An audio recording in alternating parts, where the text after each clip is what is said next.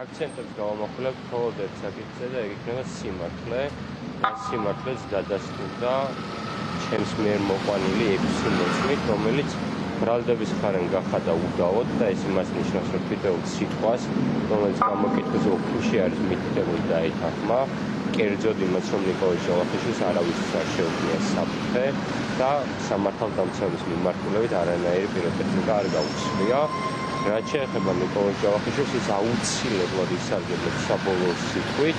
მე ვერ ვიცი წინასწარ ის რა განცხადებას გააკეთებს, ის თავისუფალია თავიდან ბოლომდე იმ სიტყვაში, რასაც ითქვის და ამას ყველანი მოусმენთ სასამართლო დარბაზში.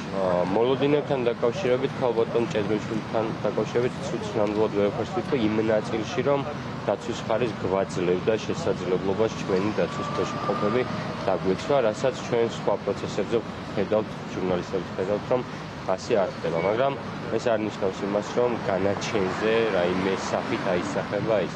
ჩვენ წარვადგინეთ բոլონოვი მტკიცებულება, ბრალდების მხარემ ერთი მტკიცებულებაც ვერ წარმოადგინა იმას დაკავშირებით, რომ ნიკოლოზ ჯავახიშვილს რაიმე დანაშაული აქვს ჩადენილი, ხოლო საბოლოო ჯამში მოლოდინებზე კონკრეტულად ვეფერს ვერ ვთქვი, განაჩენი გამოაჩენს იმას, რა რეალობის წინაშე დგას არა მარტო ქართული საზოგადოება, არამედ ზოგადად სამართლის სისტემა საქართველოში.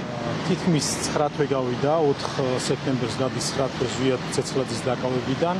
გამოძიების მანძილზე იმის მიუხედავად, რომ ბრალდების მხარემ დააგრძელა წინა სასამართლოს ხომის ვადა და უნდა წარმოედგინა მტკიცებულებები, რაც ფაქტობრივად სრულყოფილი გამოძიების შესაძლებლობისთვის ითხოვა ბრალდების მხარემ ეს ვადა.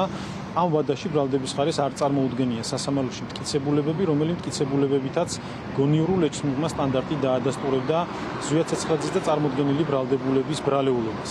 ბრალდების მხარემ წინა სხდომებზე ისაუბრა დასკვნით სიტყვის ფარგლებში იმ მტკიცებულებებზე, ერთი შეხედვით მტკიცებულებებზე, რომელი მტკიცებულებების თითქოს ადასტურებდა ზვიად ცეცხლაძისთვის ბრალად შერაცხული ქმედების ჩადენას მისი მხრიდან.